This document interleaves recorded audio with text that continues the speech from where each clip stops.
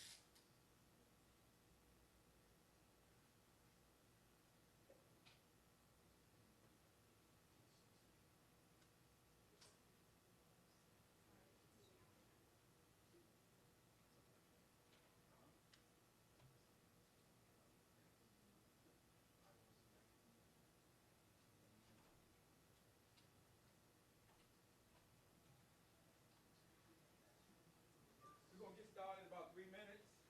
You want to be brief to me? Good afternoon. I'm Keith Holloway, NTSB Media Relations Officer. Today you'll be brief on the cargo crash that occurred yesterday by NTSB board member Todd Inman. Inman is spelled I-N, N as in Nancy, M as in Mary, A, N as in Nancy. Todd Inman will brief you on the status of the ongoing investigation. Thank you.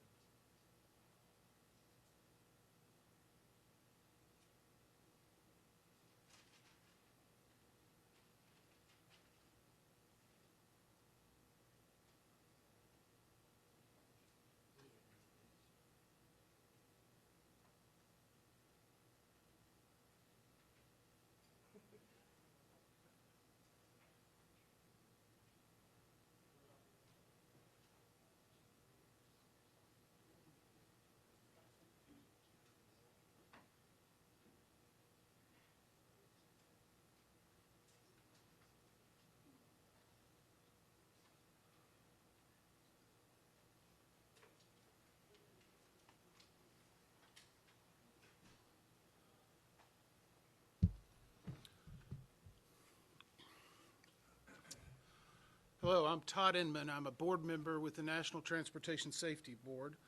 I'm here to represent and will be briefing you on the NTSB GO team that arrived in Louisville, Kentucky early this morning.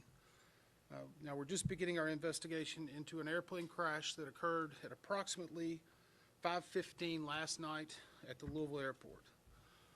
The NTSB is an independent federal agency that is tasked by Congress to investigate every civil aviation accident that occurs in the United States, along with significant railroad, pipeline, rail, and highway events. We also issue safety recommendations aimed at preventing future losses.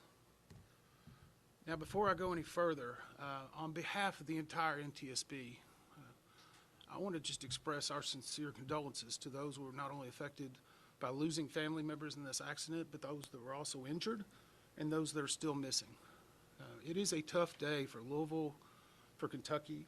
It's a tough day as being a Kentuckian myself, and I know what a great community this is, how impactful those people that suffered and have died are, and we've seen it all day. We know it is tearing at the community, and we're deeply sorry, and we are here to try to find out not only what happened, but why it happened, and more importantly, how do we prevent it from happening again?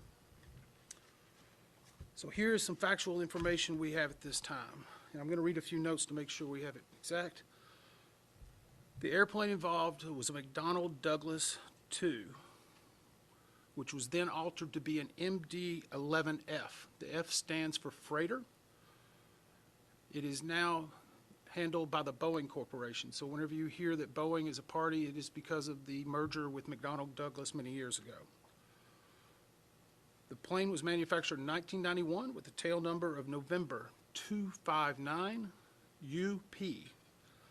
The plane was traveling from Louisville, Kentucky to Honolulu, Hawaii. There were 3 souls on board the plane. After being cleared for takeoff, a large plume of fire in the area of the left wing occurred during the takeoff roll. The plane lifted off and gained enough altitude to clear the fence at the end of runway 17R. Shortly after clearing that fence, it made impact with structures and the terrain off of the airport property. A post-impact fire ensued, which covers approximately almost a half of a mile. Now, we have viewed airport CCTV security coverage, which shows the left engine detaching from the wing during the takeoff roll.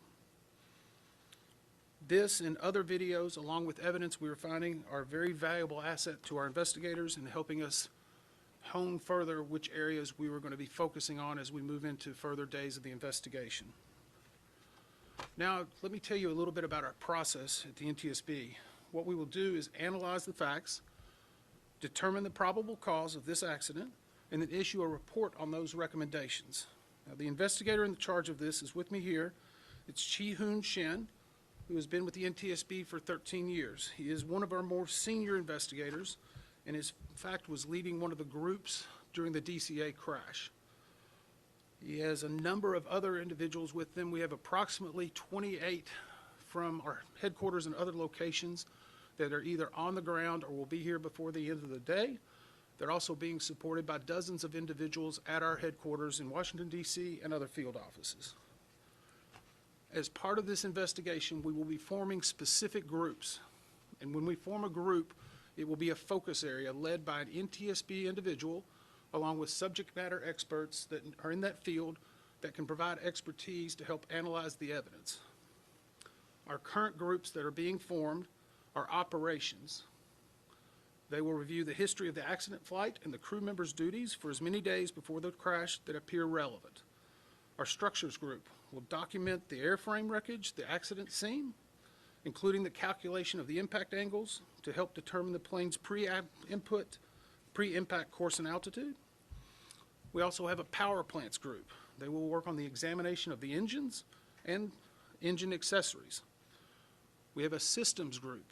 They will study the components of the plane's hydraulic, electrical, pneumatic, and associated systems, together with the instruments and elements of the flight control system.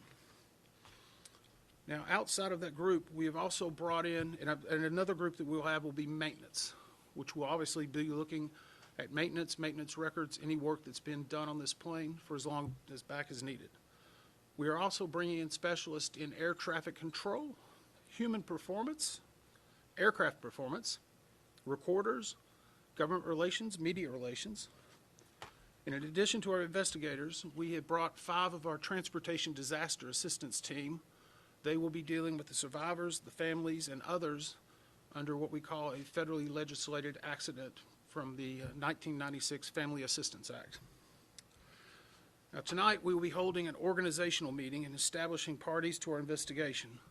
Because we're very new into it, we will not be announcing the parties at this moment, but they will obviously be manufacturers of the aircraft, operators of the aircraft, unions representing some of the members. We'll have more details on that probably tomorrow during a briefing. Now, the NTSB offers this party status to those companies, government agencies, and associations that have employees or activities or equipment involved in the accident. And we offer this because they have subject matter expertise and technical expertise and relevant information to help support the development of the best possible report.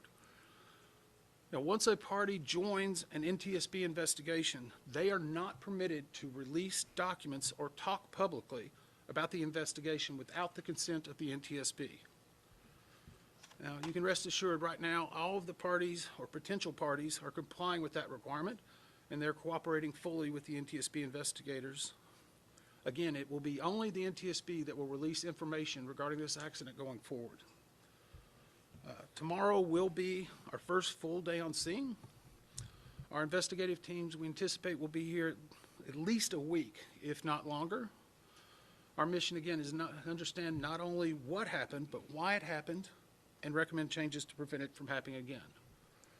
We will not be determining the probable cause while we are here on scene, nor will we speculate about what may have caused this. Now, since we're just beginning with the investigation, we don't have more factual information to give you at this time, but we believe over the next couple of days we'll be able to avail a little bit further for you. I do want to also mention, this just happened in the last basically 30 minutes. We have identified the cockpit voice recorder and the flight data recorder. This is what is commonly referred to as a black box. We have investigators now that have located it. As you can imagine, it's suffered some heat, not intrusion, but heat around it. These recorders are built for that. And just before we get the question, these recorders were updated from its original manufacturer. They are L3 Harris, installed at 2 different dates. We're going back and verifying that. But we feel comfortable once we get these to our lab in DC that we will be able to get a good readout of the applicable data, and that will be yet another point of information that will really help us understand what happened during this point of flight. So I would ask, though, if you have the opportunity to let the public know, we know there's a lot of debris out there. And it's in some yards, it's in some business locations. If you can have any debris or you see something that you think is from an aircraft, please contact us at the email address witness@ntsb.gov. Again, that email address is witness@ntsb.gov. Sometimes we get some very good information from items that are found, and with a debris field a half-mile long, we're still making the determination of exactly where and what parts of the airplane and where they're at. Now, be happy to take a few questions. Again, we are limited in the information. When you do, please tell me who you're with and what your name is. Tom, you made the trip. Thank you, sir. Member Inman, can you talk about a photo that we've seen and video as well of what appears to be an engine sitting on the side of a road or on the road? Is that, in fact, do you believe that's the #1 left side engine? And separately, you talked about the black boxes that you've identified them, and they should be able to withstand heat, but can you describe what they look like and what, if any, marks, sear marks, black marks there are on those black boxes? Okay, the first question was basically the engine that's been seen in some photographs. We do believe that that is the engine from the left side of the plane. It is actually on the airfield, so it's not off the airport property. That correlates with the video that we've seen of it detaching from the airplane while it is in flight. We also know that a fire was occurring during that time, and so we're analyzing that. In fact, we have teams right now that are preparing to do the runway in what we call a FOD walk. That is foreign object debris. Obviously, the runways have been shut down, but we need to not only take drone coverage and video coverage of where every piece of this evidence is, but then we need to recover it and tag it, and those will give us even more pieces of information. So right now, it's still on the field. We're making arrangements for that evidence to be recovered and stored in a secure location. And once we are able to analyze it, we may need to ship it off for specialists for things like that. But we do feel comfortable that we're going to get a lot of good information from it. What was your second part? Jeff, can you describe the physical condition, what you saw, how those black boxes actually look? The physical condition of the black boxes. I've only seen one picture. You could easily tell that it was a black box, about two types of cylinders on top. Our specialists said they were able to easily identify that. We don't know until it gets to Washington, D.C. I will tell you that they're manufactured to a very specific standard. Luckily, they were not in a post-impact fire for multiple days or on the bottom of the ocean. So while the fire may have been intense, it is built to withstand that. Once we get them to D.C. and we can open them up and take the steps, and sometimes we have to take multiple steps. Now, it will be multiple, or at least several days before we have a readout of those, because as we take them apart, we need to let some of our groups go through and do what's called audition them, and then they'll come up with a potential or partial transcript, looking for identifying markers that we need to delve into further while we're on the ground. So, and as always, we will never be releasing the actual audio of any of those conversations out of respect for those who are involved in the aircraft. Yes, sir. Alex Capriello with News Nation. While the black boxes and the data recorders are certainly built to withstand heat and exposure and the sort of catastrophe that occurred here, can you give us an idea about the rest of the aircraft, the fuselage, if anything exists, and then perhaps even larger point, the difficulty for you and your investigators when there is a debris field that's half a mile long? So the question is how the rest of the fuselage, the airplane, as it rests right now, what we may have seen, and how it impacts the investigation. We've seen some aerial videos and some photographs.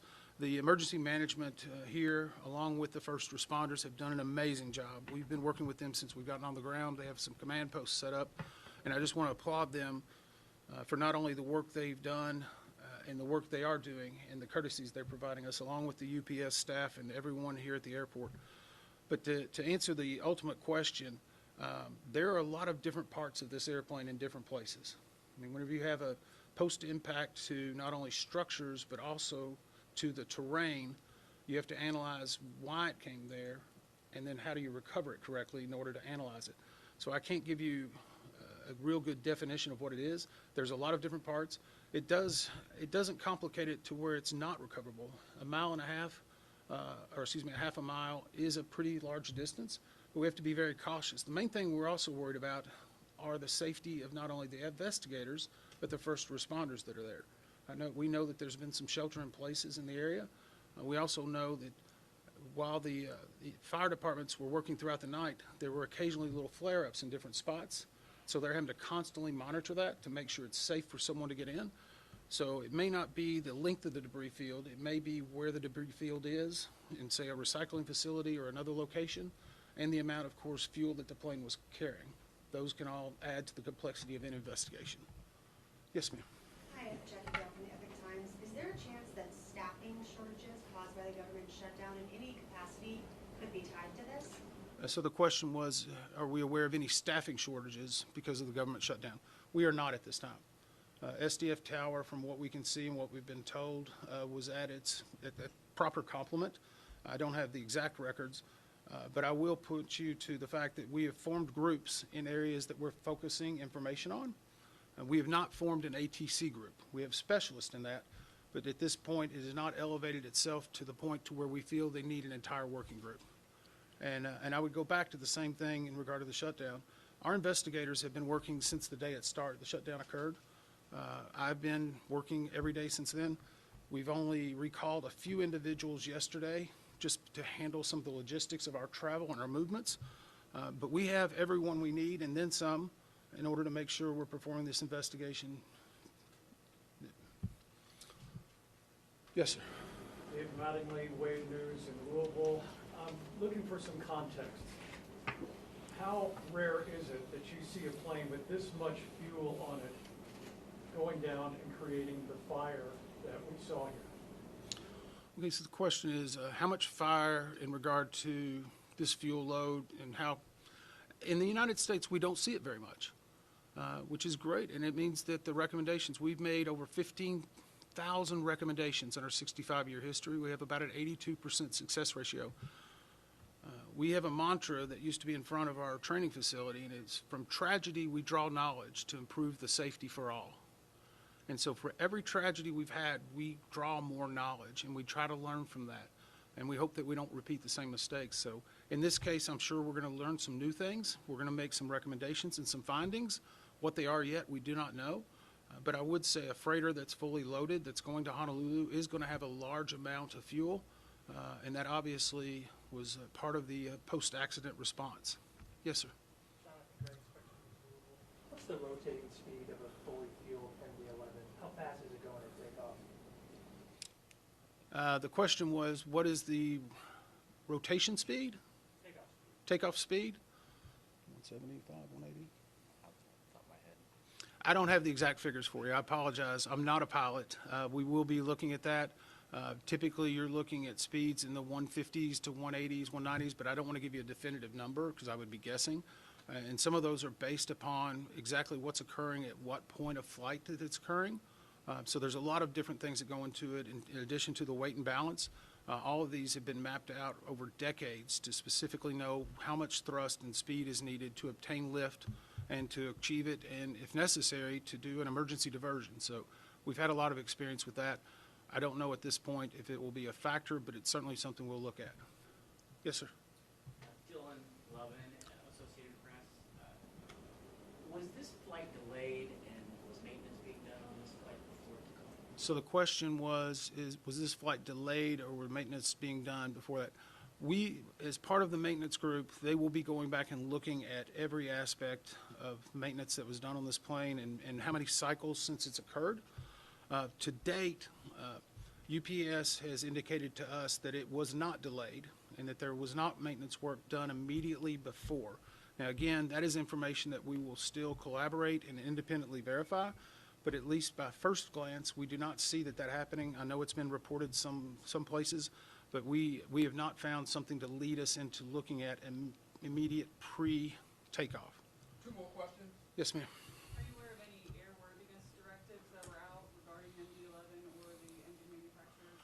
The question is in regard to airworthiness directives regarding the engine or the actual aircraft. I'm not aware of any. We go through a very regimented process of things that we view and try to review: maintenance records, airworthiness directives, advisory circulars, service bulletins. To say that there's none would be probably very unlikely because an aircraft that's been flying for that many years could have had multiple different generations. It will be something that we'll look at. We'll be confirming whether the work was done or how it was done and who did it. But at this point, we have not seen anything that's said we need to hone in on a specific area. One more question? Yes, sir. Tom Regulus, WHAS here in Louisville. How much of your investigation focuses on the runway itself here at SDF, and will the runway remain shut down as you continue to investigate? So the question is in regard to how much of our investigation will focus on the runway and how long it will be shut down. The runway itself, from what we have seen, was obviously being used continually. Louisville has a lot of operations every day. They have a really great crew that works on their operations, maintenance, and upkeep. We'll be looking at any type of factors, such as when they last did a FOD scan or whether there was good skid, whatever. A lot of different things go into the actual pavement. So right now, we're not seeing something that says we need to open up an airport working group. In regard to the closure of the runway, we're very cognizant. I mean, I was here 4 months ago, meeting with the safety staff. They invited me up, got to talk to the president of UPS Airlines and all of their safety staff. We were walking through a lot of different scenarios. And one of the things that struck me was not only is this a company that moves freight, they are delivering life-saving drugs, postal products, food, supplements, you name it, that come through this hub every night.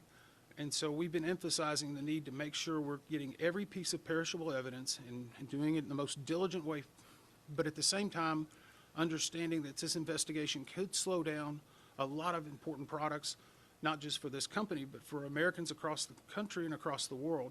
And I think we have to be cognizant of that. That's the reason why we were working so diligently today to try to do the mapping and to get the fire walk.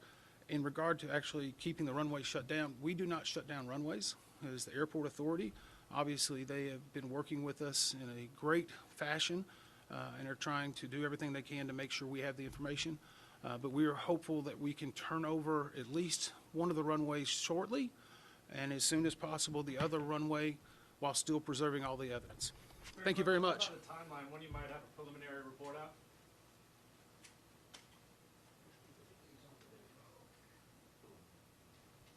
It'll be about 30 days for the preliminary report. Thank you.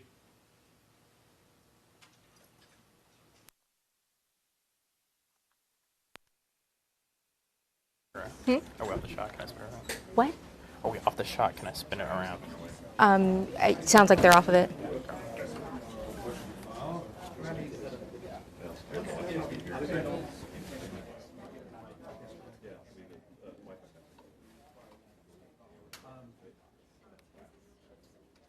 Okay.